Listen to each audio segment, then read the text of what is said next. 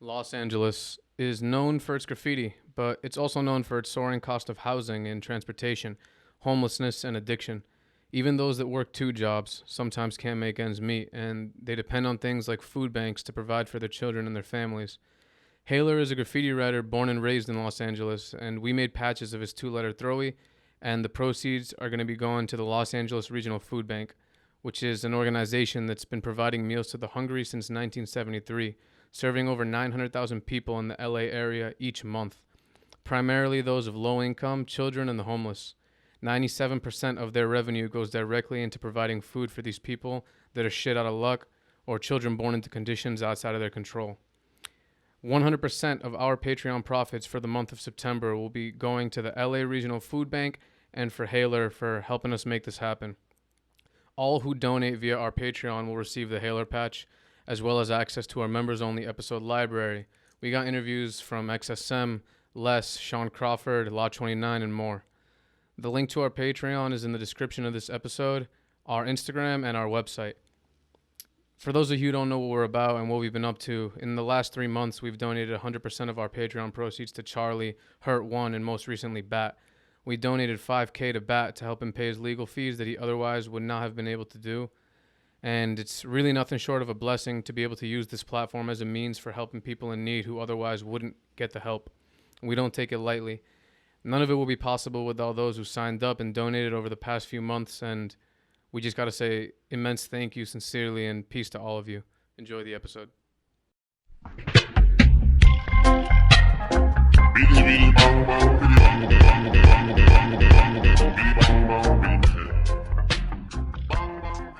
Today on the show, we got our first guest, someone whose graffiti I've been into since, forever, since I started writing graffiti.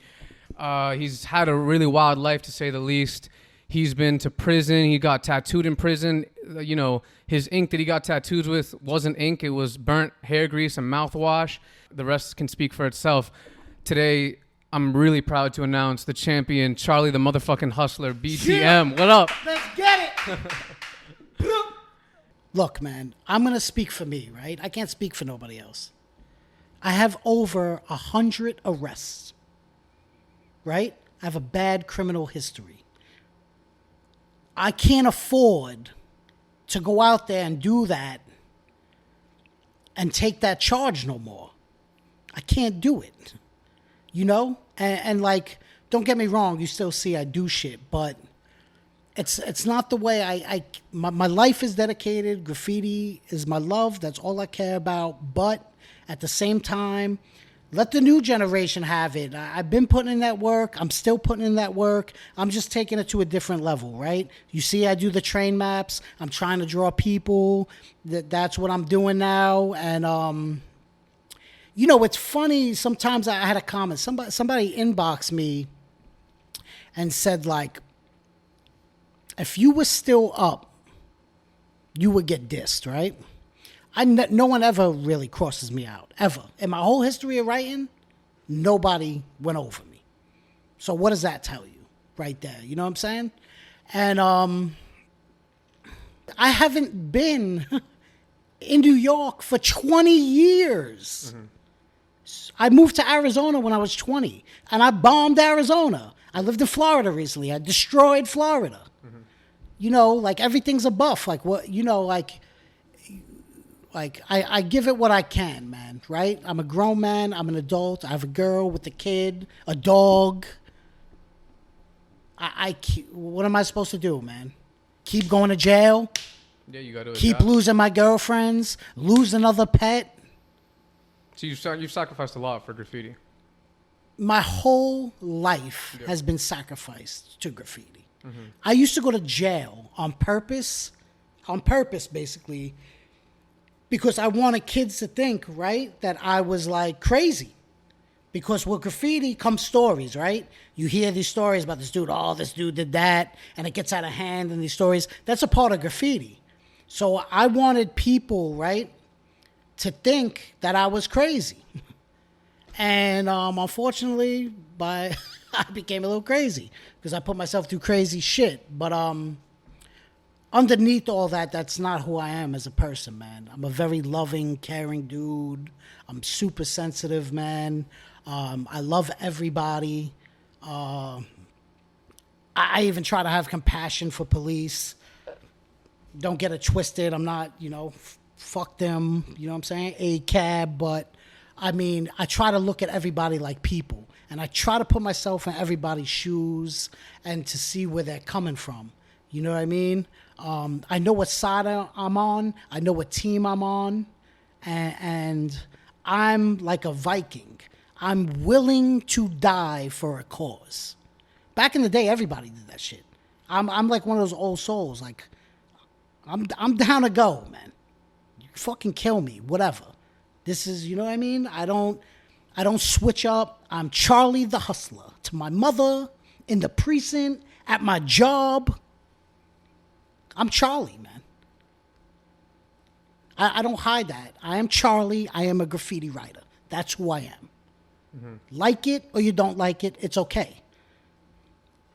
That doesn't matter. My love is for graffiti, and it's not such a bad thing, man. When you think about it, when the kids in my neighborhood were walking around hitting people with hammers and axes, and I was fucking doing a fill-in in a train station that was destroyed, that was a way better option for me, man. Yeah, of course. And it's like a fellowship and camaraderie, and the people that write graffiti are regular people. Not everybody is like all fucked up. It's a beautiful thing to be a part of. I'm very happy to be a part of it, and I'm happy to lead the way for the new dudes, man, and like, pass it down and try to not everybody comes with integrity, man. So this is something that I try to teach people the rules and like what having integrity is about. You know what I'm saying? Yeah. Where do you talking about the Viking mentality, you're ready to go, and where do you think that came from? What molded you to think like that? Because not everyone does, Could you imagine you're a graffiti writer, right? Your mother, your father, everyone, they're still like, you're 41, you're still doing graffiti, right? So it comes from a place of like owning it and protecting it, and having to protect it so much that you actually become like, like I'm super into this shit, man.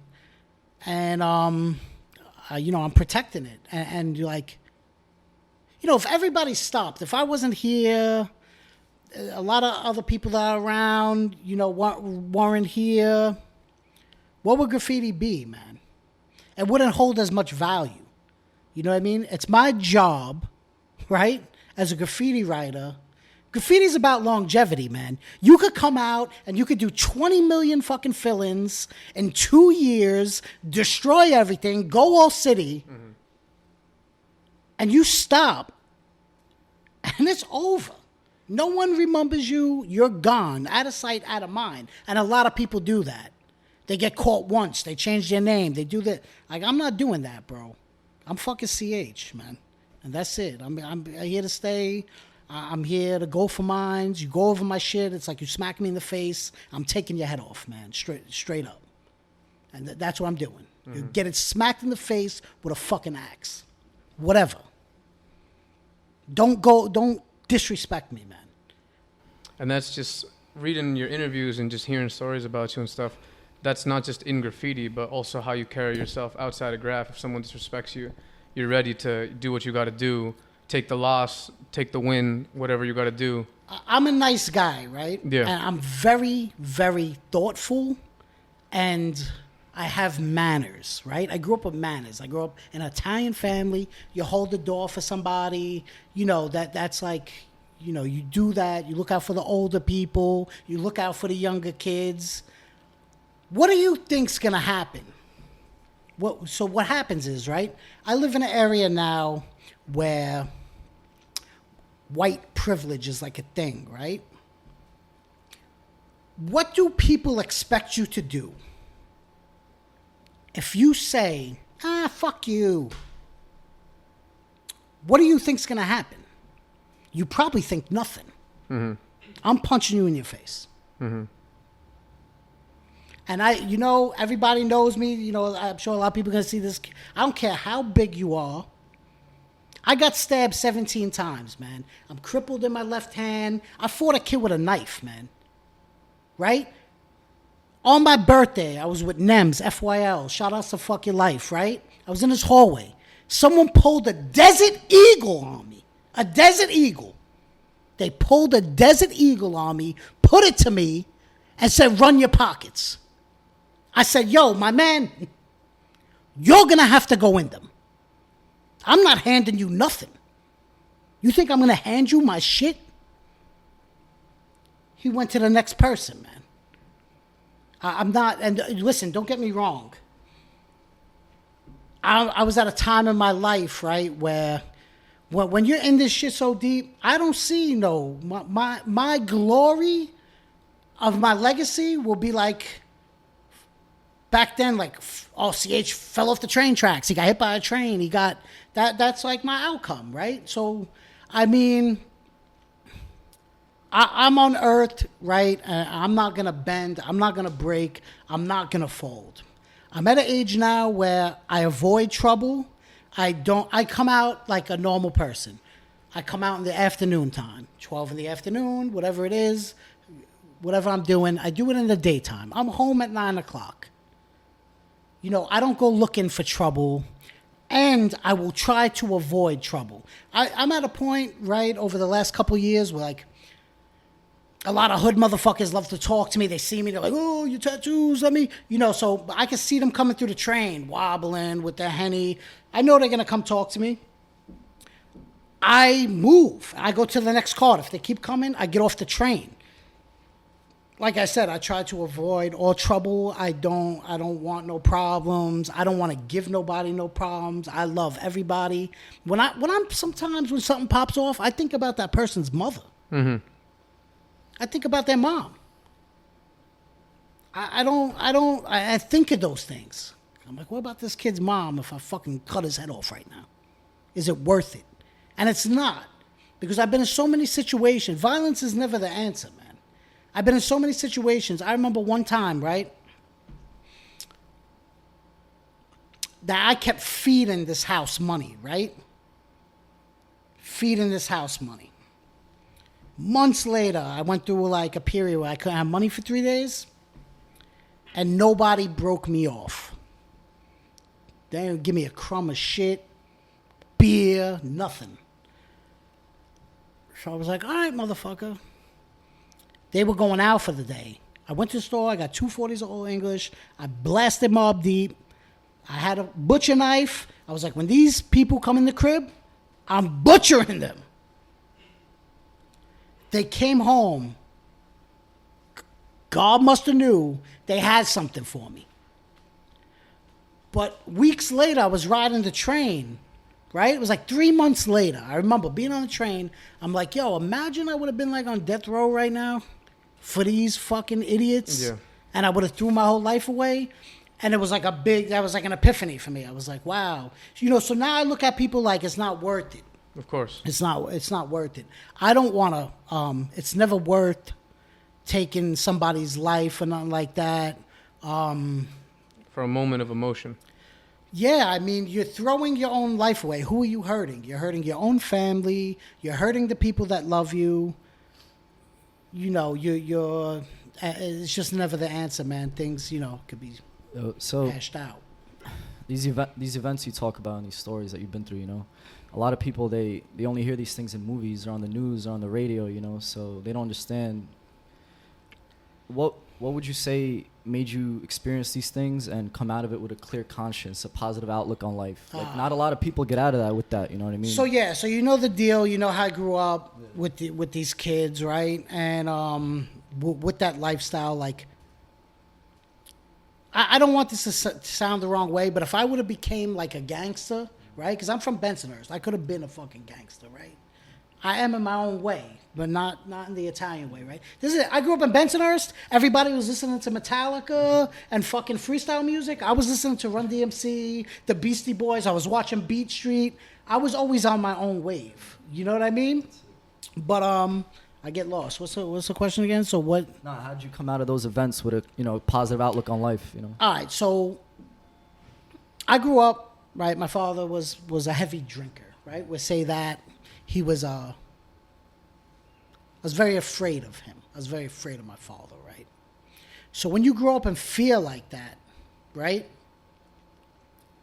you learn how to like instill it in others, right. So my father would tell me stories. My neighborhood was a story. It's on Goodfellas, on everything all the time, right? On TV constantly. When I was 14 years old, I started drinking. And most people drink, right? So I drank a 40 a Crazy Horse. I passed out in the park, Village Greens Park in Staten Island. I had to be scraped off the floor and brought home, right? A normal person, they'd be like, damn, I ain't doing that again, right? Mm-hmm. I did it the next day. I was like, yo, I got to get this right. So I cracked that drinking like a man every day after that, right? So with that came consequences, right? And I'm thankful for those consequences today because at 14 years old, I drank. There was an older kid in my neighborhood. I'll never understand this, but he gave me, I was 14 years old. I drank who knows how many 40s that day. I drank all day. And he gave me a handful of volumes. I didn't know what they were. Little blue things. I ate them all. It might have been 8, 12, you know what I mean? I started walking up the block, and I started getting disoriented. I started checking car doors. I found a car with the keys in it. And I took the car, and I got into a little bit of a chase with the cops, and I went to jail, and I went to Spofford. My parents had me on a PIN petition, which meant like I was out of control. So I got taken away. I went to group homes called NSD, non-secure detention. It was real wild. It's here in Queens. I remember when I walked into the classroom, kids were throwing desks out the window in piles. A kid had his jaw wired. I never seen that before. And these are 16-year-olds. These are big kids, man. I'm a little guy. I'm 5'3", man. You know what I mean?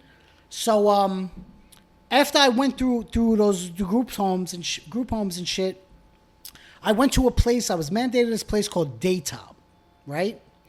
It was a TC, which is a therapeutic community.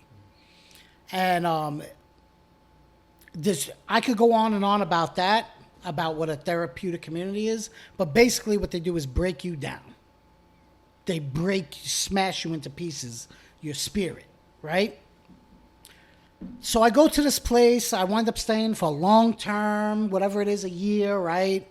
I come home, and I was brainwashed. This is very young. This is like I come home at 16, right? I know to stay away from people, places, and things. I knew not to hang out with the wrong crowd. I learned that there. So I got out, and I tried to not do that. So 3 weeks passed, and eventually I hung out with my homeboys, and they said, come on, drink a 22 Heineken, drink a 22 Heineken. I drank a 22 Heineken, and I wanted another one, and I drank another one, and then I wanted another one, and I drank another one. But I really didn't I was drinking against my will. That's what like an alcoholic is. I'm never satisfied, man. You give me a beer now, I want 1,000. Tomorrow I want 1,000. That's all I want. I become obsessed, right? So since I have that problem of addiction, I was forced into situations, therapeutic situations. So I started to be in therapy a lot. And I met people that I trusted, and I started to talk to people. And then I realized when you look at these things, right? And look, I didn't come from a bad family. I'm not going to say that, but I was probably abused as a child, right? I was hit a lot. I got the shit beat out of me. I got cursed at. If I did something, people spit in my face, right? And that's like Brooklyn. You get a smack if you're fucking bad. Nowadays that stuff, you would be in jail. Yeah. So I grew up getting smacked around and shit like that. So I was always running away from home, and I would wind up being put into an institution to where people would try to help me figure out where this anger, rage, and all that comes from. And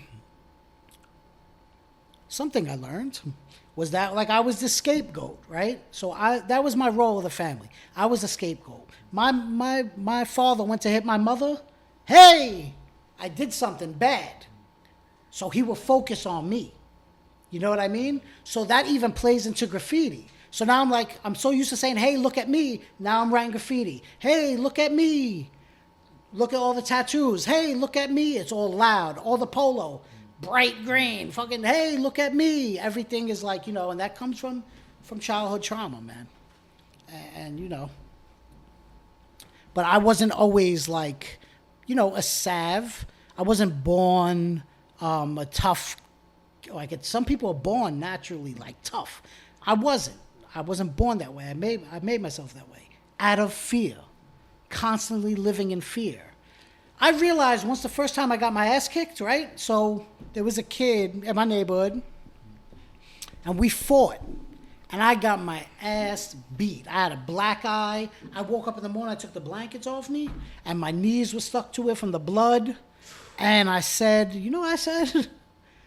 this ain't too bad. So you're meaning to tell me I could pop off, get my ass beat, acquire the respect, and this is all I got to deal with? I started fighting every day, man, after that. It ain't nothing. Black eye, blood, it's nothing. I became a fighter. When did the fight start decreasing? Because, of course, nowadays you're not fighting every day. And what made you want to stop doing that? Was there a point where you have to shift? What happened is, all right, so at 34 years old, right? So I lived this way till I was 34. At 34 years old, I literally, I'm going to be honest with you, man. Before 34 years old, my goal was like run the streets, catch a body, right? I was part of a gang, all this shit. Like, my goal was to, like, body people and, like, be a gangster, right? But I was so miserable inside, man. I didn't even know that's what I thought I had to do. I thought I had to do that, right? And one day I wake up just like that, man. I go, what the fuck am I doing, man? I don't gotta be miserable. I don't have to be miserable. I don't have to be sad. I don't have to be hurting. I don't have to be crying. I'm in control of my life, man. I don't have to go to jail. I don't have to die. I have choices. And I started making healthy choices. And I changed my life, right? And I went into recovery. I started helping other people. And I used to think everybody was shit. Like, people were shit. And that has not been the case for me, man. I've had a lot of love over the years. Let me tell you something. You see the way I look, right? I look like a fucking maniac. I know I do, right? But like, I'm thinking everybody's shit. I get stuck in a snowstorm. A person comes out the house. They're like, hey, you want to come stay the night? I'm like, nah, man. They're like, yo, you're going to freeze to death. You come in. I'm like, yo, look at me, bro. They're like, I don't care. Come in. I'm like, nah. I drove my car a little more. I got stuck again. Some other dude pulls up. He's like, yo, man, you're going to freeze to death. Please come to the house. Long story. I'm like, look at me. Because I feel like how do people perceive me? I have a teardrop. I know that. I know this from experience. If I go to rent a room somewhere, say I call and I'm like, hey, my name's Charlie. Yeah. I sound normal, right? Yeah. If I show up to your door, you open the door, you're like, like you don't, it's an appearance that I give off, right? Yeah. So I'm thinking, everybody's shit, people are shit. My car breaks down. 2 people try to take me in the house. I go into the person's house, right? I get a good night's sleep. I drive my car a little more. I get up, drive my car. I go to a restaurant. People hear me talking to my mother, right? They paid for my fucking meal. 80 years old, 80 something. I went to pay. They were like, no, they paid for you. I was like, what? I drive a little more. My car breaks down on the highway. I'm like, what do I do, man? I try to hitchhike. I stuck my thumb out, right? I'm like, no one's going to pick me up. I had all construction clothes on.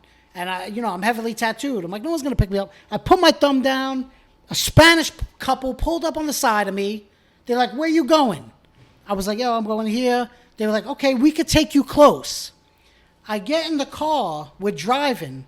The lady looks at me. She goes, today it's you. Tomorrow it's me. I started crying, bro. I was trying to hold my tears back. But there's so many good people in the world, man. You know, there's a lot of good people out there, bro. Not everybody's fucked up and foul. Not everybody wants to see you do bad. Mad people are rooting for me, man. And I have a fucking fucked up track record. You know? But people, they see it in me. Like, Charlie, you're going to get it, bro. You're going to get it. And I'm not going to say I have it this time, but I know what I got to do to keep it. And hopefully I make the right choice to keep doing that. Because it takes work. And what happens is I get lazy. Right? And then you have people, right? So I go out, I write graffiti. What happens? Yo, CH, I seen you do that. Yo, come through. Come through to my art show. Come. And then I start saying, let me go to the art show. Everybody's smoking weed and drinking. I say, I can hit the blunt. I could drink a beer. And they go home to their mother's fucking futon, and I wind up in Rikers Island. Again. I'm not the type that could do that shit, man. You live and you learn. Thank God I'm alive. And somebody's fucking looking out for me, man. And before I talk anymore, I want to shout out all the dead motherfuckers, right? I always do that, man. DG, right? I love DG very much, man. Shaw Money. You know what I'm saying? Kid Noor just died. Same. Fucking Zexa. You know what I'm saying? Kez 5 was the fucking GOAT. Kez 5 was super fucking ill. He's gone, bro. He's gone. I looked up to Kez 5 so much. Yo, that dude was so fresh. I don't care what people say about him. That motherfucker was hysterical. I loved hearing him talk. If, voice messages, I used to save them. I would listen to them. He sent me a video of him making me something. The shit that he said was hysterical, man. So Poke. There's so many. And then the kids in Florida I know that just died from a dick. Cody Parker. You know what I mean? There's so many, man. There's so many people that died in the year 2020, 2019 alone that I'm very grateful to be here, and I love them dudes, man. And even the old school, Sane is my favorite writer. Sane 182. He's a big influence in my life. So, rest in peace, man. Before we had this talk, I was lurking on your Instagram, just seeing some stuff you wrote out, and you just reminded me of something, so I'm going to read it. It's a caption you wrote out, and you wrote, "You're blessed if you're above ground. You can take full control of your life and become what you want. Don't let people tell you different. Of course, they're going to tell you that you can't do it. They wasted their life. Don't waste yours. Better late than never. Alcohol and drugs keep you from reaching your full potential. When I was fucked up, friends wouldn't send me $20. When I was starving and broken, my moms threw me to the curb and cursed me. Help the next man. Show love to each other. Take control of your mind, your body, and your soul." It goes hand in hand with what you're saying. I can see that you've had a lot of friends die, and, not everybody has, and you understand how thin the line is from being alive and being dead. And this, just even this caption that you wrote out, if you said it yourself, if you're above ground, you're blessed. So, I mean, what people fail to realize, right, is that, thank God I march to the beat of my own drum, because I don't let people tell me, right, that I can't do something, right? You can't write graffiti your whole life. You'll never make money from it. Well, guess what? I make a little money from it, man. I could pay rent on a crib from what I do. Am I living a lavish lifestyle? No, but I'm doing what I love, man. My mother told me to be a fucking garbage man. That was her dream job for me. Apply for the city jobs. Be a bus driver. Be a garbage man. be a fucking garbage man. Like, nah, man. I'm not being a garbage man. I'm doing what my calling is, right? He's a butcher, baker, plumber, graffiti writer. That's it. I'm sticking to the strip, man. I don't fucking, I'm not out there to vandalize, hurt people, damage people's property. Everything I've done and got arrested for, I wrote on store gates that were destroyed. Yeah. And I did fill-ins on them. I don't write on clean vans. I don't fucking destroy, like, you know, I'm not like a fucking, I'm not dumb. I'm not trying to ruin someone's crib or nothing like that. I mean, like, give me a fucking break, man. I don't know. It's the only thing, you know, that I can't help. It's just like some people, they can't help what they do. They're into bodybuilding. They're into cars. This is what I'm into. Mm-hmm. It's not that bad. Yeah. It's something I love and I'm passionate about. Leave me the fuck alone, man. That's it. Mm-hmm. Yeah, I was reading another thing I wanted to touch on was some story you told in a different interview for, I think it was one of your homies. You were talking about, and I think this was not graffiti related. You ended up getting into a fight with some gang member. You stabbed him. He stabbed you. You went to the hospital. So this is what happened. This is what happened, man. Yeah. This is where graffiti has fucked up every aspect of my life, right? Because I stopped writing from like 2002 to 2010. At 2010, Gusto, GSB, shout out to Gusto GSB, 3A, you know what I'm saying? And Louis moved in with me. In New York? They moved in with me in New York. I started writing again, right? My girl told me that day, don't go outside, man. It was 4 a.m. I was still up drinking. I was eating Adderall. I couldn't sleep. I said, let me go outside and do some outlines, right? So it's in Flatbush, right? I live in a Crip neighborhood, right? So Cortelyou train station splits it. Crip, blood. So my side, that's Pop Smoke. G-Stone Crip. You know what I'm saying? And that's my side. And those are the kids that I was with. And I was like, they're G2. They looked up to me. They knew who I was. So they were a lot younger than me. But I let them come in my crib and, like, you know, do that thing and shit like that. So I go out to write graffiti, right? So I bring a can of black with me and a can of white. I do an outline. A cab sees me, right? You know, cops being the yellow cabs. Yeah. A cab sees me and backs up. So I think it's a cop. So, like, I stop, I look, and I see it's like an Arab dude. So I'm like, fuck this. So I put the can down. I said, let me go to the store and get a 40, right? So I'm walking to go get a 40, and some white kid gets off the train with a bag of beers, right? He had like 18 beers in a bag. Little Irish kid. He looked cool. So I was like, yo, what's up? And he was like, yo, what's good? I'm like, what are you doing? He's like, I'm going to get some weed. I'm like, yo, what's up? You want to roll? And then we go back to my crib, we'll smoke, chill, drink them beers. The kid's like, yeah. So I walk over to this deli. Now, I cross the train station. It's all blood.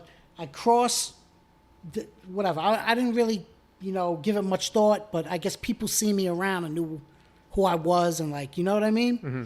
So I walk into the deli, and there's this big blood dude with his hair all dusty as fuck.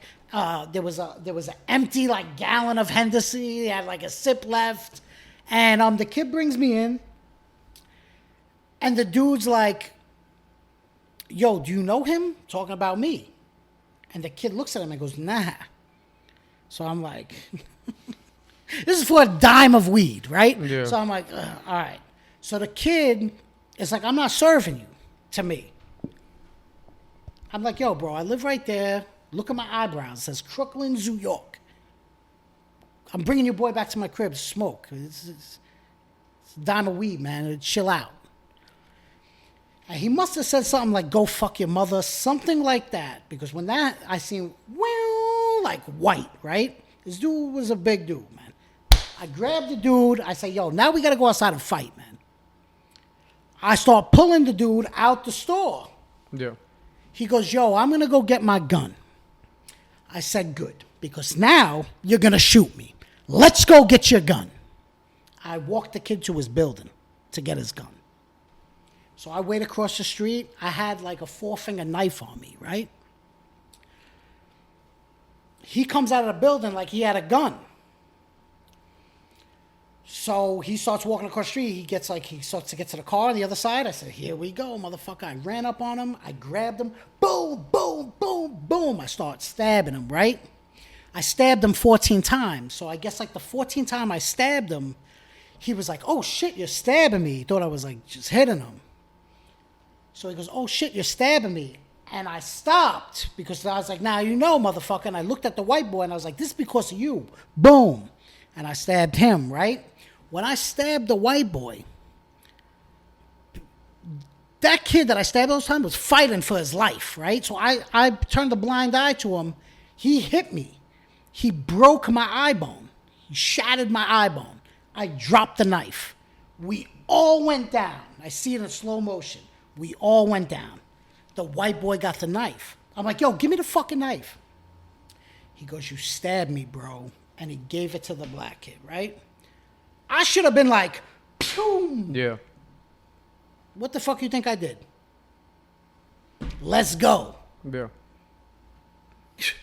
Let's go. I thought like Bruce Lee, like I'm going to get the knife back. And the kid stabbed me 17 times. I got stabbed in both my hands, my heart, my temple twice. My eye was out of my head. And it was the coldest day of the year. And that's why my blood didn't just spill out. And I got, blood transfusions. They brought me back to life. And that's how I became affiliated with GSB. That's how. I mean with GSC. Okay. Because the kid was a blood. So when they heard that I did that, they were like, yo. They already knew I was official. But when that type of shit happened, because the kid, you know what's funny? As soon as we parted ways, what do you think that kid did? He walked to the payphone and called the cops on me. He pressed charges on me. I tried to walk home, holding my eye out of my head. I seen a bakery. I went inside the bakery. They were baking bread. They were like, not here. And I was like, boom, and I passed out. I woke up and I was chained to my bed. Everybody knew that kid snitched on me. He's not nothing to do with me, but people in the neighborhood, they fucking years later, he's done. But that's how I got affiliated with that Crip shit. Yeah. So, and that's Pop Smoke, Bobby Shmurda, it's the same set, man. Mm-hmm. And the time that you went to prison and you got these tattoos that you said you got in prison and they're all with the ink. I was that was tatted from that like time? this. No. I didn't go to prison for that one. I went to prison in Arizona, man, in the Mojave Desert, where the movie Tombstone is filmed, Cochise County. I went to Mojave Prison. That's Mexican mafia, white power, and the blacks. That's like, this shit was militant, bro. Sheriff Joe Pyle, pink socks, pink underwears, fucking stripes. Before you went to sleep, you lock in. They played Johnny Cash, Walk the Line, and the national anthem. They had a dog crematory on the property that stunk like burnt dogs. They feed you loaf, all leftovers pressed up in a piece of bread. You want to talk about fucking... And I ran shit there too. So, yeah. You went to Arizona to escape from all the shit that was going down in New So York. when I was 20 years old, right? My life was so fucked up, right? Because of like the people I kept around me, right? That I went to change my life. And I did. And I went out there, and I got into recovery, and I changed my life. You want to hear what happened? This is a funny story, man. I worked at a spiritual bookshop. This is a shop where you go when your son dies, you come there and buy grievance books, right? This is AA, NA, Overeaters Anonymous, everything you could think of. All this psychologists, that's where they go and buy their books, right? I worked at this place. 23 years old, I would counsel grieving mothers, right? Somebody knew that I worked at the spot that was visiting in Arizona, right? They came and seen me. I had a tie on, some khakis, right? Completely changed my life. The kid comes to me, he goes, yo, you CH? I'm like, yeah. He's like, yo, I want you to come out later with me and paint tonight and do some weed paste and all that. I'm like, I don't do that no more, man. Because you don't do that no more. Who the fuck do you think you are? With your tie and your khakis? Psst. You're a fucking lame. And I was young, man, and I was impressionable. And then I went back behind the counter and I thought, yeah, what the fuck am I doing? And I went out, I met up with Dexa and I drank some beers. And then I got into someone and I did my thing and I went to prison. Just like that, the next day. I was shipped off to prison. If I could tell you, anybody, anything, man, I would say that people never want to see you doing better than them. Not even family. This don't apply to everybody. Not everything I'm saying is fucking gold, but I'm saying for the most part. Yeah. Right? As soon as you start to do better than them, they don't like that, man. Nobody ever wants to see you doing better. So that's something I learned. I had a lot of people around me that I thought were my friends, but I'll be sober, and they convinced me to come out by like, hey, let me buy you a sandwich. I'll be like, oh, okay. And then they go in the store and they buy 2 Heinekens and they give me one. And I drink a Heineken. And then I drink another one. Then I drink another one. Then I'm in Rikers Island and they're on their mom's fucking futon. Yeah. Fucking piece of shit. Fuck you. I'm not letting that happen no more, man. It's not happening. Yo, so we were speaking earlier about bettering yourself, and you were talking about diet and trying to clean up your own, your physical, your mental, this and that. And you're talking about veganism and cleaning up your blood, and you have a lot of friends that they might have died from cancer or are very sick right now. Yeah. Seeing these things, I can only imagine how much that motivates you. Especially trying to better yourself. So you're trying to better yourself now. With what this you is eat the and deal, everything. man. I love life. Yeah. I was driving here. Mm-hmm. I was seeing the trees in Connecticut. Right? I was listening to my fucking electronic music I don't even really listen to. I was just feeling good, man. I love being alive. I don't want to die, man. And they're fucking poisoning us, man. Yes. There's poison in our water. All the food is cancer. Everything, man. You can't so the only thing, I love being alive. I want to stay alive, man. I don't want to die. So I do, if eating vegetables. Listen, let me tell you something, man. Because people get things fucked up. I used to wake up every morning, go to Taco Bell, get 4 breakfast burritos, right? Yeah. At lunch, I would get Little Caesars or pizza, whatever it was. And at night, I would get Chipotle, right? Yeah. So then I start waking up, I start making shakes, right? And what do people say? That's bad for you. That's sugar. And I'm like, yo. Yeah. I used to eat fucking 3 bacon, egg, and cheese. Who knows what the fuck's in it? And now I'm doing this, and you're telling me about the sugar from the fruit, right? You can eat lettuce, and they tell you something. So you can't, you know what? I just go with my heart, man. I know, I love life. I want to stay alive, so I do things that it's like,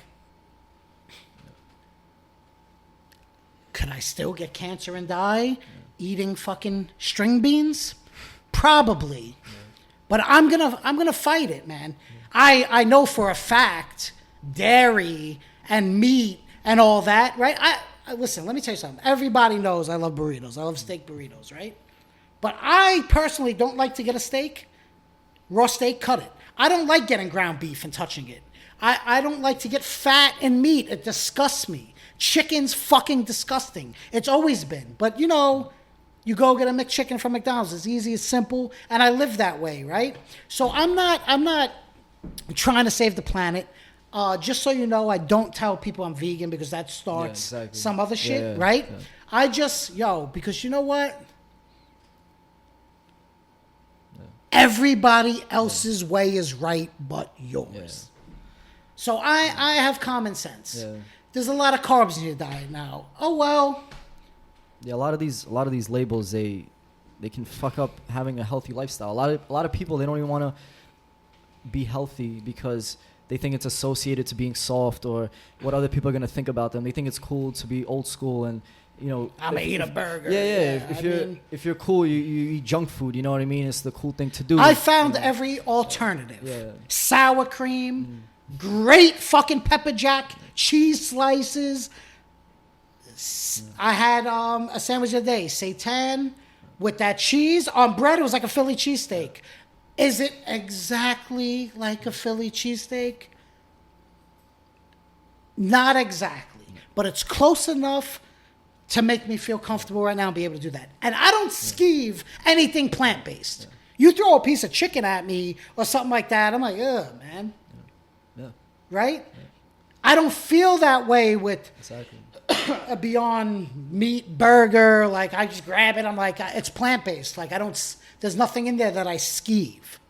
Yeah. But, you know, the shit that they're doing, the way they do things nowadays, and the way they want us sick, man. Yeah, for sure. The government wants us sick. Yes, they want us with cancer, 100%. Going for chemo. They want to take the cancer away. They want it to come back. They want you on the medicine. I don't want to be on none of that, man. And you know what? My boy Zien, I love you very much, man. Zien's my first partner.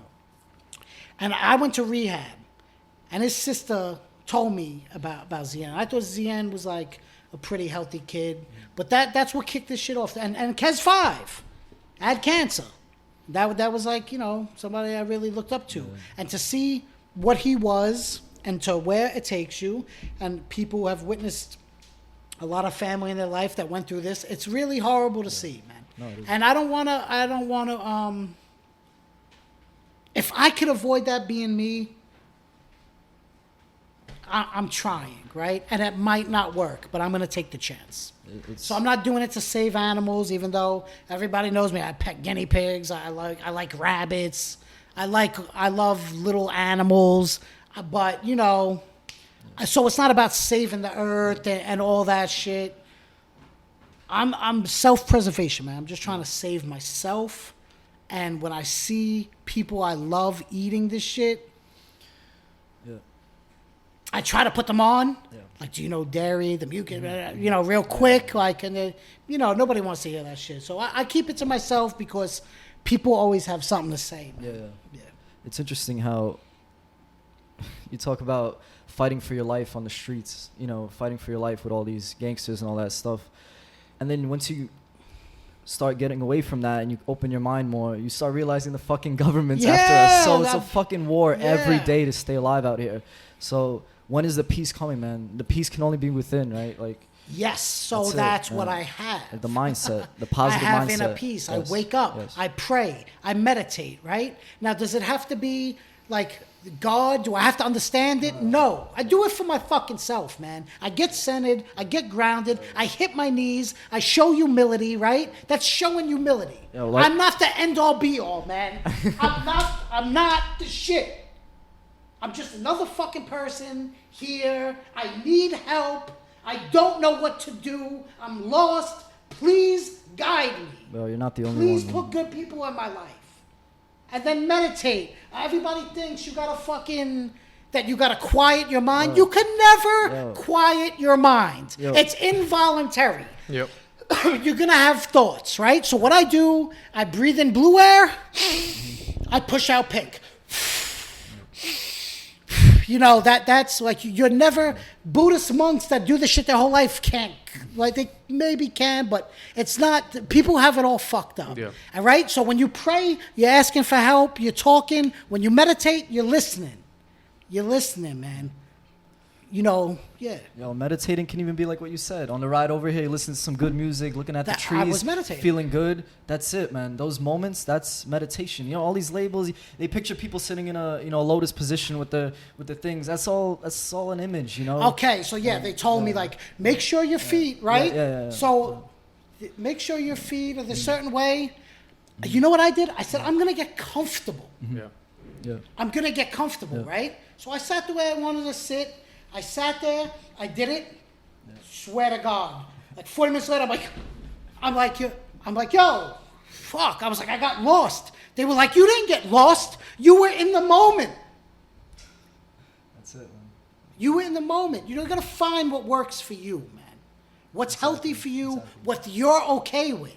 Because you're getting away with shit. You think you're getting away with shit? You little dirty shit you do? These are cameras, bro. You're seeing it. You know. At the end of the night, man, it's all you got is you, man. You're laying there with all that shit. It don't matter if this person knows what you did or not. Exactly. You fucking know, man. And you got to be ready to bear the cross with that shit, bro. You gotta definitely live with yourself, man. I don't want to live that way, man. I don't want to hurt nobody. I don't want to be hurt. I don't want to hurt. If a fat girl calls me, hey, you little short fuck, I don't go, hey, you fat bitch. I don't do that. That's her shit, bro. Yeah. That's not mine, man. That's her fucking problem. She's having a bad day. I don't gotta let her fucking destroy mine. There's a quote like that. I might butcher it, but it's what people think of you is a reflection of themselves. You know what I mean? So if someone has a beef with you, if someone's angry at you, that's within, man. That's all within themselves. That's how I read people so well. They're projecting, right? So they're projecting their shit. Yeah. See, people don't know that. I pick right up on that. I'm like, oh, that's where that motherfucker's at. Because something like that don't really cross my mind. Yeah, inner peace is the most valuable, aside from anything else. It sure is, man. So check this out, man, right? I had the fancy car. I lived many different ways. I've been blessed enough to experience all types of great and bad living. Yeah. I used to think making $1,000 a week was going to be the answer. I started making $1,000 a week. It wasn't quite enough. I needed to make like $1,200 to be okay. Right? Yeah. I started making immediately after $4,000 a week. I had the black Lex, Rolex, Gucci sneakers. These are from that time. I had all this shit, right? I used to get up every day, go to the car wash. I would go to Denny's. I would get a country fucking skillet, right? I would go home, take a nap, get up, wash my car again, right? It was the worst I ever been in my life, right? So I realized, wow. You know what's funny? I have Seiko watches. I had a Rolex and I had a Seiko, right? First I got the Seiko, then I got the Rolex. I didn't like the Rolex. I kind of liked the Seiko better. I was like, oh, this shit's illa. Plus, I'm not worried about it. Yep. If I fuck it up, I'm like, I used to get out of the gas station, out of my Lexus, with my Gucci sneakers, with my fucking, who's that attracting, bro? Problems. Oh, shorty got Gucci on. Oh, nigga got a fucking Rolex. Now I'm worried about getting killed for my shit. Now I'm in fear. Now I have anxiety. Where's the inner peace? There's no inner peace. Where's the man. happiness? Right? So I go extreme. I say, fuck all this shit, right? I sell everything and I buy a camper, a trailer. Brand new, dope, Murphy bed. I go off the grid in the middle of the Pocono Mountains. I love that life. But I wasn't spiritually fit enough to live that way. Because you're still stuck with you. So I was there and I was still trying to escape. I said, wow, maybe if I drink beers now and smoke weed, is that what I'm supposed to do? People that move to the woods are supposed to smoke weed? Yeah, I think that's what they do. And I started doing that. And then I started drinking. And then I got arrested for DUI. Then I lost the car. And then I lost everything. I'm just bouncing back, man. But I could be happy now. I know that's not the answer. I could be happy with very little, Yeah. I could be happy with a rent-a-car because I don't need a car all the time. It's just like living within your means. Yeah. And I could. Because you had the Rolex, you had the Lexus, I had whatever, it. and It didn't what did that mean do? anything. I have all the polos still. Every dope fucking vintage jacket you could have, I got. Yeah. It's sitting there. Everybody sees on my eye. They're just sitting there. I don't want to sell them. I don't want to give them away. I gave my girlfriend the 92 turtleneck the other day, right? So I give it to her as a gift, right? So I give it to her, and I'm like, yo, be careful with that because that shit's exclusive. Yeah. She goes, well, I don't know. I got big tits. I might get on the shirt. And I was like, I cringed, right? We got into a little argument. I went upstairs like the next day, and I came back downstairs with the shirt on my shoulder. I took the shirt back, right? She was like, that's not giving somebody a gift, man. You don't give someone a gift and then say, don't do this with it. Yeah. And I was like, damn. Like my low heads understand, like we're trying to preserve that shit. That shit's a hot item, but you don't, if I gave it away, it's like if she would have ripped it or, but these are things I'm learning. It's just another learning thing. But yeah, I gotta, sometimes we hurt people when we don't mean to. Yeah. That's why it's good to show other motherfuckers mercy, man. Cause you don't know what people, he's just, I'm trying to protect the shirt. Meanwhile, I fucked the whole shit up. Now she has a shirt. She's like, I can't wear it. It's like, damn, I caused more damage. Like that lady told you, helped you in the snow. Today it's you. Tomorrow might be me. Tomorrow might be me. So you got to show mercy when you can, because, like you said, even in the you're in Rebo's video, All We Got Is Us, and you talk in a little short introduction you talk about how graffiti writers nowadays are also cool. They don't want to show love to the next man, especially not if he's not known or he's toy or whatever. And you're talking about how it's about showing love to the next man. It's traditional. Each one teach one. You know what happened, man? I'm a person. I'm a fan of graffiti. I'm a fan of hip hop. I love West Side Gun. You know what I'm saying? I love Prodigy. But I'm a fan, right? So I was able to meet people that I really, really looked up to and idolized. And I met them, and they were very mean to me, man. And they were hurtful, and they hurt me, man. You know what I'm saying? Mm-hmm. So I don't do that to other people, man. I answer every DM, right? You had a vision, right? Yeah. Your vision, I want to start something new. This is what I want to do. Hey, motherfucker, I'm here, man. Yeah. Any way I could give back and like push it. I'm not about holding shit back. I'm about pushing it forward. Yeah. Man, so, I'm here to fucking,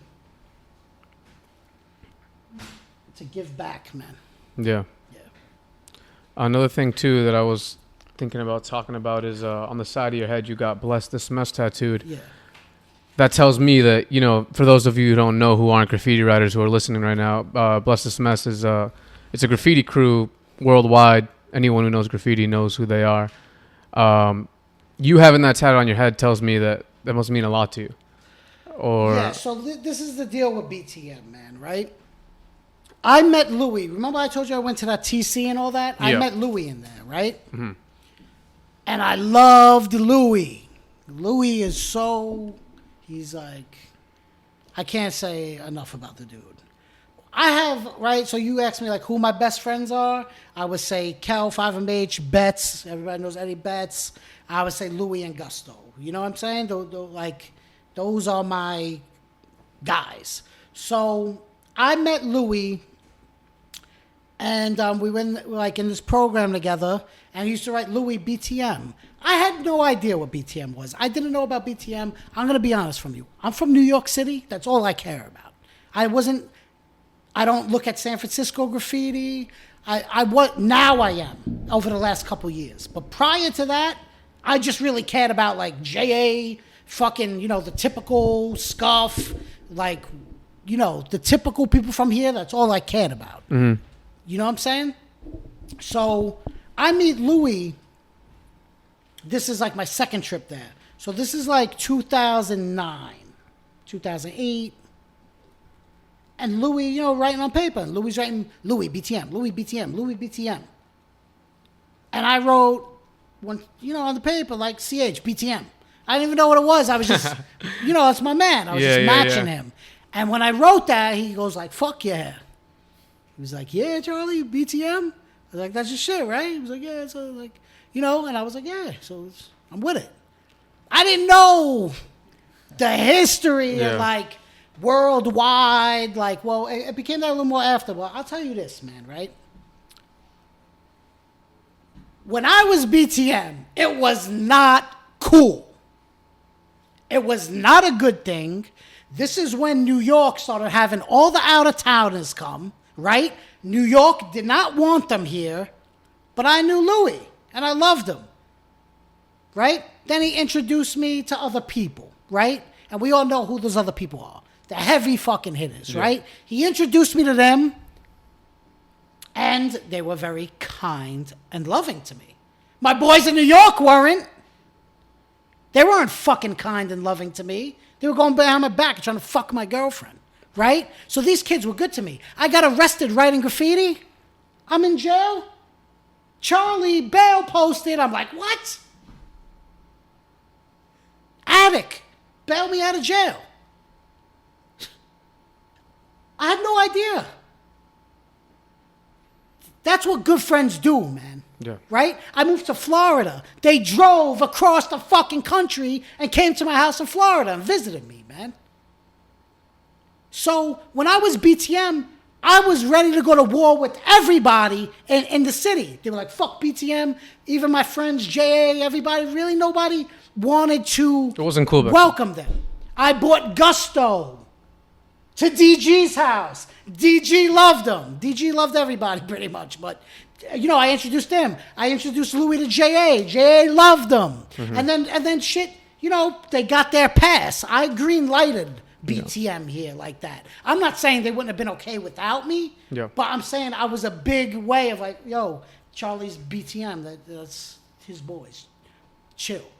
You have people like Les, they're savages. They would destroy your fucking career in a night. Mm-hmm. They fell back. And they you know, Charlie's BTM.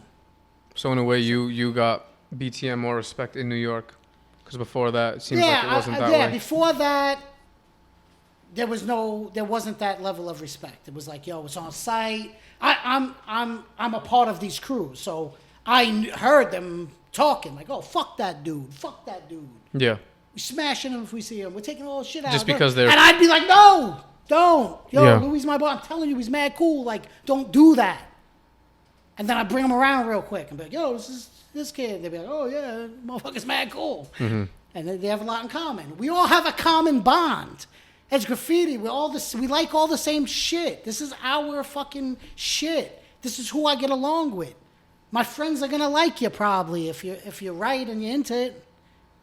But everybody's so fucking standoffish. Yeah. You fucking cowboy, shut the fuck up. That's all fear. People act that way because they don't want you to get close. Because if you really knew them, you really knew them. If you stripped graffiti away from them, you take graffiti away from me, right? You take it away, boom, I'm taking graffiti out of Charlie. Charlie has a lot left, baby. Yeah. Charlie has a personality. He's good at many things. I have a lot going for me, man. Right? You take away graffiti from some of these dudes, you're going to have a hollow, disgusting human being in there. Right? You're not going to... You don't have a striking personality, mister. You're fucking a lame, whack, depressed... fucking, there's nothing to you, man. So in other words, chill the fuck out, man. In other words, the crews you rep, that's your actual family. You don't rep it because it's some popular crew, or those are people who are down for you. You're down for them. They're real friends to you. You consider them family. There's a kid, right? His name is Paulie Hustle. He's a bartender. He knows me way before BTM, right?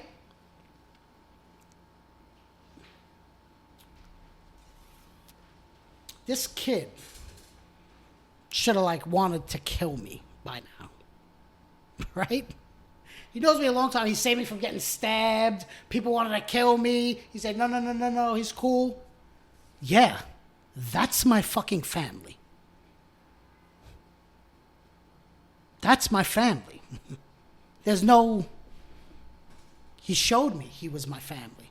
Yeah. Louis showed me he was my family. They showed me. They visit, yeah, that's my family. 5MH, Kel, family. Betts, family. These are my family. It's funny because all my friends, right? They're all the president of their own crew. We got Dexa, DFT. It's my best friend. It's his crew. You got Kel, 5MH. He's the president of his crew. Everybody's like the president of their own shit, right? But what a lot of people fail to realize, right? is that I was the prez of RTH and 1134, right? And sometimes people still ask me, they say, when I was 14 years old, I moved to Staten Island, right? My family, that was like the thing to do. You live in Brooklyn, you get enough money, you get a house in Staten Island. So I lived across the street from the dump, the Arthur Kill and Arden Avenue. I lived in Village Greens, right? Carlisle Green, right across the street from the dump. And I was a skateboarder, and I wrote graffiti. Those kids over there, they were slower. They didn't know about, I had like the champion hoodie. I was making out with everybody's girlfriend, right? So I come to the park. I started carving my name in the bench with a buck knife, right? The kid EJ, rest in peace, I taught him to write graffiti, right? So I come there to this community. I start writing graffiti. I start doing that. All the older kids' names used to give me spray paint. I used to do their names.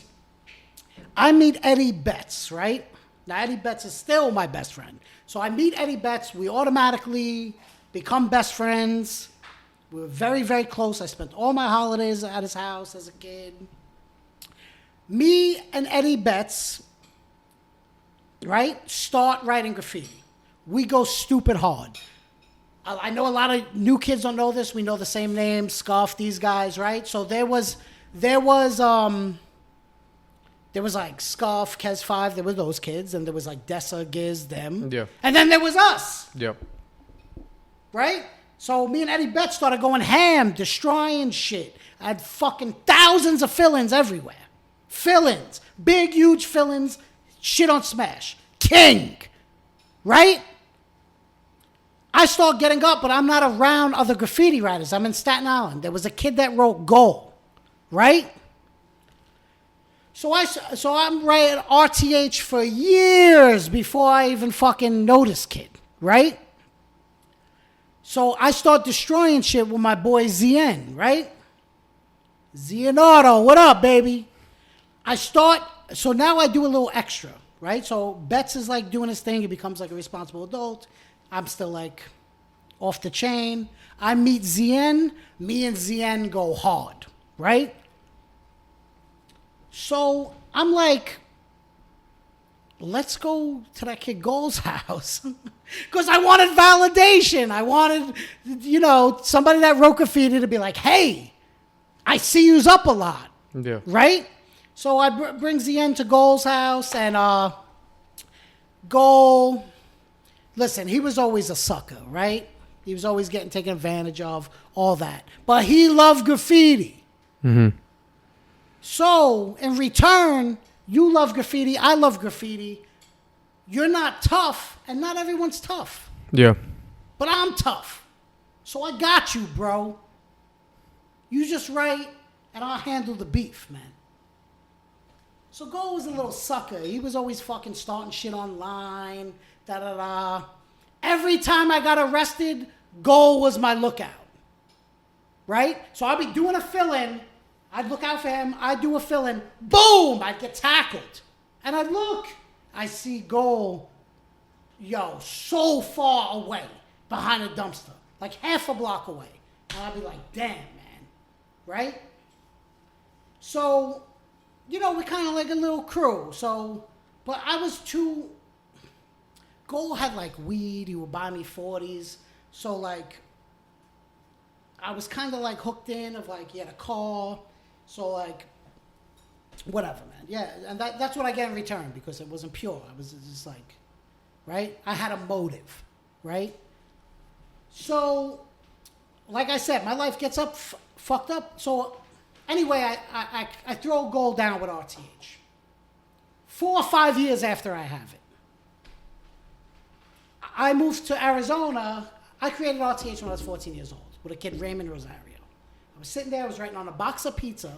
I wrote, out of my mind, at 14 years old, recruited to hell.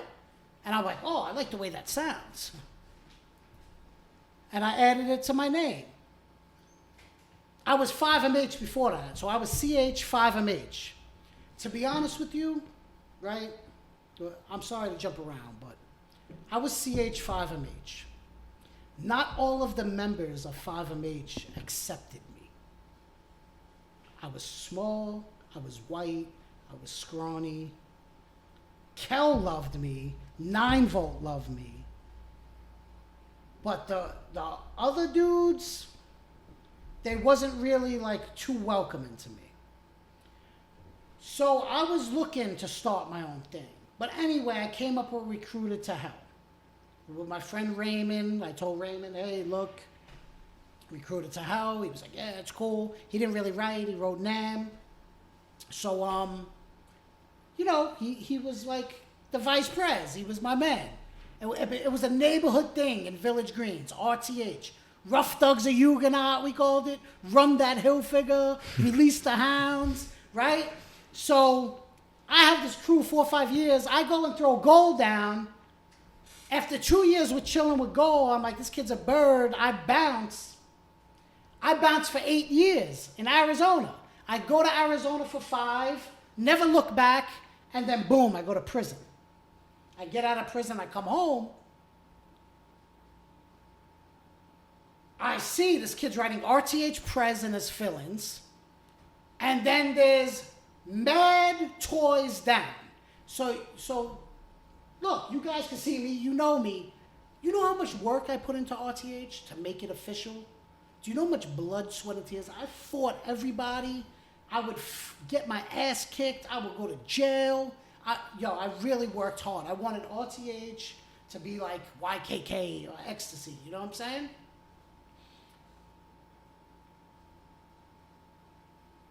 I go to Arizona. I come home after all this time. Goal tells everyone he's the prez and throws all these kids down. I don't know the other kids. I don't have nothing bad to say about the other kids. And I feel bad that I even have to say this because, like, they were never down. Goal had no power. Ever. You know what I'm saying? So all the kids that got thrown down by Goal, unfortunately, is not official. Mm-hmm. And that's not to hurt nobody, and I feel bad if they put in work, but I don't recognize them, bro. So I come home, all these new jacks are down, Mad Toys. Yeah. Right? So Goal's the type of kid, like, I remember going to Goal's house, right, when I was like 19 years old, before Arizona and all that, and there was a 12-year-old kid in there. I'm 19, I'm drinking 40, smoking dust, hitting people with fucking hammers. I go in there and there's a 12-year-old little blonde. I'm like, yo, it was Say. I'm like, what's this kid doing here, bro? Why is there a 12-year-old in your house? Goal's the type of kid, if you give him a marker or buy a fucking bag of weed, he's throwing you down with RTH, and that's corny, bro. So I come home to all this corniness. So what do? I'm very sensitive, right? I didn't beat Goal up. I told people, like, hey, this is the deal. Nobody listened to me. Like, he overthrew the government. He overthrew me. Yeah. Right? Mm-hmm. He threw down, you know, I had 12 kids down with me. It was like me, 9-Volt. You know, there was like a small little group. And I come home to 200 toys. So I lost control of the crew. So I go, you know what? I'm gonna start another crew. 1134. Recruited to hell. So I used to write RT hell. Mm-hmm. If you put 1134 backwards, it spells hell. So I was like, I'll make 1134. I make 1134. Surf, the kid that writes Surf, was in pre-K with me. He was my best friend until I met Dusa in 5th grade, pretty much. So I grew up with Surf. Again, I'm bombing, Surf's writing in the neighborhood. I went to Surf, like, hey, do you see what's going on? I throw Surf down with 1134. I go to Arizona again, right? Maybe I came back for a minute. I go to Arizona again. I come back. Mint is a really nice kid. I like him a lot. You guys got to understand my I never met Mint. I come home and Mint is Surf and Mint copyrighted 1134. And Mint became the prez of 1134. Because you see how fucking frustrating this is? Yeah, of course, yeah. But I wasn't around. So I'm happy and I'm flattered that people really liked my shit and my ideas, right? And that's why I'm going to get far in life now, right? Because I still have those ideas and I still have that influence. You can't take that away from me. But you wonder why I'm running with out-of-towners? You wonder why I've recruited to hell here? You wonder why it's covered? And I have blessed this mess on my head? Because they don't fucking steal from me. They contribute. If it's raining out, they come with a Gore-Tex jacket. They come with a brand new Gore-Tex jacket. Like, here, Charlie, don't get wet. You're hungry? What would you like to eat? Oh, you're fighting with your girl? Stay at my house. That's what BTM is, man. Wow. That's what BTM is. So that's why that is, you know, my thing. And I'm not the prez. I don't claim to be the prez. There's a chain of command. And I tried to, like, put a couple people down. They did okay, a couple of them, and things that didn't work out. And sometimes I have two sides to me, man. I have a side to me that's like what you're seeing now, and then I have a side that's a psycho, right? That comes out when I drink and do things. So I'm grateful that they still stood by me and protected me and continue to carry me on this journey. Those are the most loyal motherfuckers I know, man. They don't buy their fucking paint, bro. They don't buy their paint. They don't buy their clothes. They handle their shit. They don't go with mommy's fucking credit card. They take their shit. That's what fucking graffiti's about, man. Right? You want to be a purist? You want to be? They don't do fucking stickers. They don't do that shit, bro. That's gang. That comes before everything, man. But I also know I'm not dumb. I also know that I could be barred or I could be, so, you know, I'd be the best little soldier I could be. And you know, maybe people ain't, I know that I could lose that. It's a privilege. It's just like a driver's license. You could lose that, man. You don't take your friends or your crew or family for granted. No. You gotta like pull your weight, man. You know, you gotta contribute. So maybe I'm not out bombing every night, but I'm grooming someone else to. Yeah. It's crazy for me to, you know, hear you say all these things about your life and stuff you've been through and all that. And even through it all, I can see that just meeting you today, just hearing you talk, and the sincerity in your voice, and you just being real and upfront, that you're a loyal person and you got love in your heart and open mind and you're down for your friends 100%. I will die for my friends. Yeah. That's what I mean, like with a Viking. Yeah. I'm a person that's not going to run. Yeah. I'm not going to run. If I'm rolling with you in the street and you're my crew, I ain't running.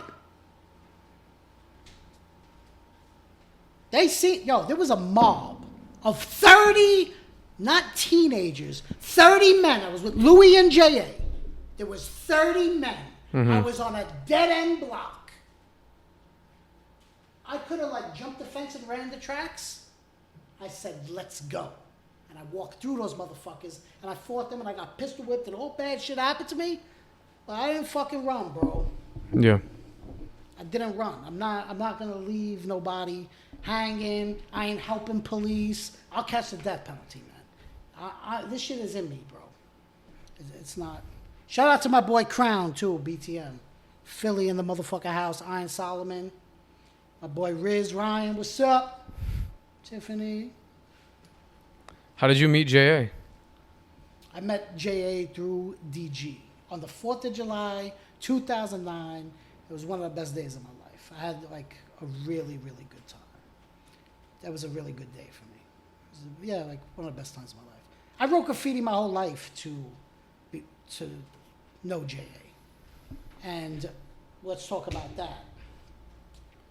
Everybody has been a disappointment in my life that I have met. Not J.A. You see, like, J.A., like, what you see, he's everything you would imagine and think he was. He's the fucking man. So, yeah, he's mad at me, but I think he don't talk to me no more. Well, it's been an hour and a half, pretty much, and if you want anything else to say, any closing messages, anything you got to say to the youth listening to this that idolizes graffiti writers, looks up to you, or any of that stuff? Damn, what can I say, man, about that? Because graffiti has been a very rough road for me and made my life very difficult. It don't got to be that way for everybody. I know people that bomb 1,000 times harder than me and don't have the same problems I have. So it would be too long of a list to shout everybody out. Yous already know the deal. You know what I'm saying? Big Time Mob, NWC, XTC, 5MH. There's a whole other list of shit. Rest in peace to all the people that died before me, my predecessors, Sane. But I don't really. Yeah, as far as a message, this is not something that you could really get into like half-ass, So. And it's not something really you definitely don't come in this for money, right? Because this is the only, like, art form that you don't get paid for. So I would say make wise decisions and do what works for you.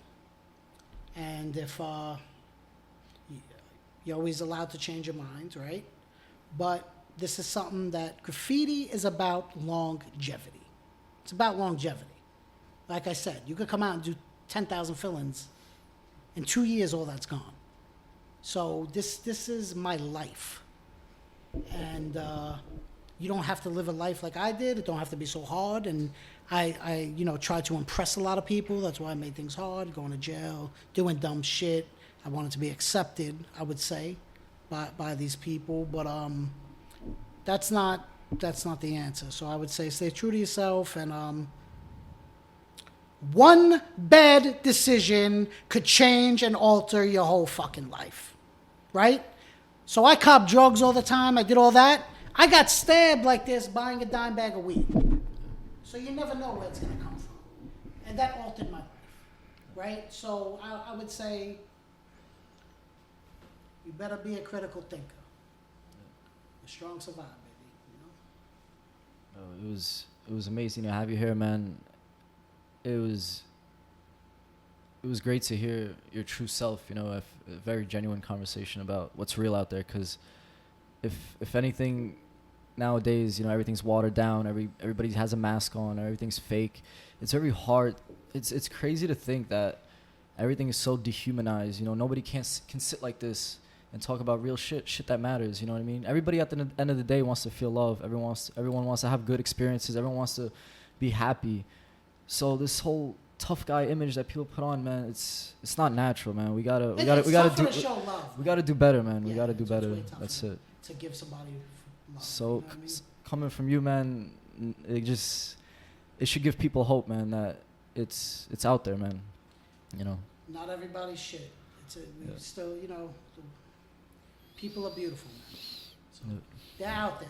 You just gotta, you gotta find them, and once you find two good people, you find your flock. I don't know how much you're into spirituality, but manifestation, man. The more you hang out with good people, the more they'll come. The more you hang out with shit people, that's all you're gonna be fucking around. Who you hang out with is what influences your life, and that's what's gonna be on the path in your life. That's at least what I believe in, and it's pretty. The proof is out there. You don't have to really, Charlie the Hustler. Charlie the motherfucking hustler. Peace.